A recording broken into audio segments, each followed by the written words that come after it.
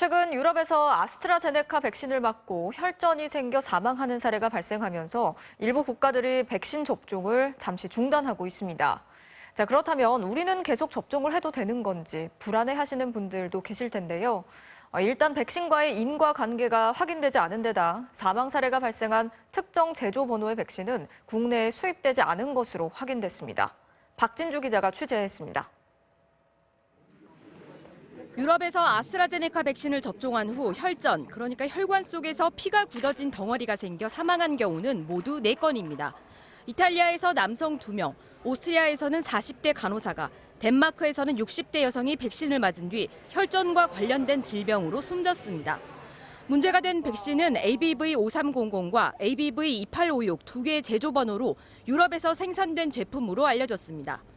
사망자가 발생하자 이탈리아와 오스트리아 등 7개 국가가 해당 번호의 백신 접종을 중단했고 덴마크와 노르웨이 등 3개국은 아스트라제네카 백신 전체에 대한 접종을 중단했습니다.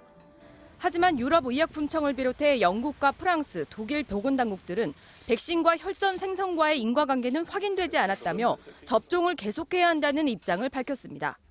유럽에서 백신을 맞은 500만 명 중 혈전 색전증 사례가 30건 보고되는데 일반적으로 혈전이 발생하는 사례보다 더 많지 않다는 겁니다. 접종자에서의 통계랑 비접종자에서의 그 통계를 보게 되면 큰 차이가 없어요. 그래서 백신과 인과관계가 증명된 사례가 없거든요. 혈전증 자체가. 아스트라제네카사도 1,000만 건 이상의 데이터를 분석한 결과 폐색전증이나 심혈관 혈전증 위험이 증가했다는 증거는 없었다는 공식 입장을 내놓았습니다. 우리나라는 아스트라제네카 백신이 국내에서 생산되다 보니 문제가 된 백신과 같은 제조 번호의 백신이 수입되지 않았고 52만 6천여 건의 접종이 진행됐지만 현재까지 혈전이 생긴 사례는 보고되지 않았습니다.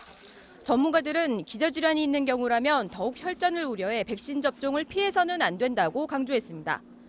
그런 기저질환이 있는 사람들이 코로나에 더 취약해요. 코로나19라는 질병 자체가 혈관에 염증을 일으키거든요. 어떻게 보면 우선 접종 대상자죠. 정부는 상반기까지 1,200만 명에 대한 1차 접종을 마치는 걸 목표로 다음 주 월요일 2분기 예방접종 계획을 발표할 예정입니다. MBC 뉴스 박진주입니다.